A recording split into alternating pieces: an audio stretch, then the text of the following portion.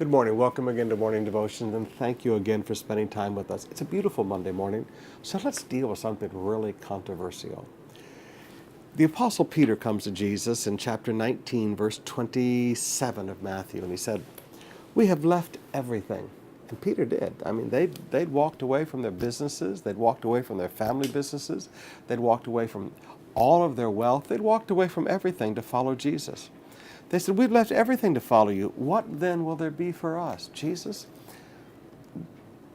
will we prosper? Will we have anything in this life?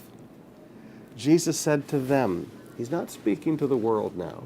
He's speaking to the 12. He's speaking to the men who have left everything for the sake of the call, those that have left everything for the ministry. He said to them, "I tell you the truth, at the renewal of all things, when the Son of Man sits on his glorious throne, you who have followed me will sit on the 12 thrones, judging the 12 tribes of Israel." And that deals with the 12.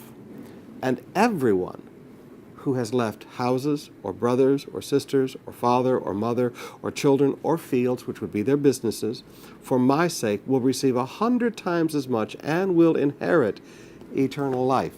But many who are first will be last, and many who are last will be first." Now let me just take one principle out of that jam-packed passage of Jesus' teaching.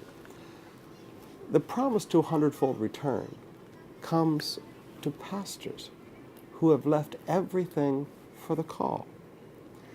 One of the great challenges I hear from pastors constantly is, "Pastor Summer, why do you teach that pastors should not be involved in business and should not be working?" Well, because we've left our fishes and we've left our nets and we give ourselves full time to taking care of the sheep. But then what can we have? Well, Jesus said, whatever you walked away from, you'll receive 100 times as much in this life. Now, I would like you to notice there that pastors have an additional element required to prosper than God's people do. Pastors, in addition to all the other principles of hard work and sowing and reaping and diligence and faithfulness and prayer, pastors have another requirement if they want to prosper, and that's the word sacrifice. I oftentimes teach young pastors, you know what, you're going to have to put in some years of blood. People look at Sister Bev and Shauna and they say, "Oh, you're so prosperous." Well, you weren't around for the first 15 or 20 years, were you, when we had nothing? So yes, I'm very prosperous now, but I've been a giver and I've been a sower, and Sister Bev has been a giver and she's been a sower. But more than that, we put a lot of sacrifice in for a lot of years. And I'm sorry.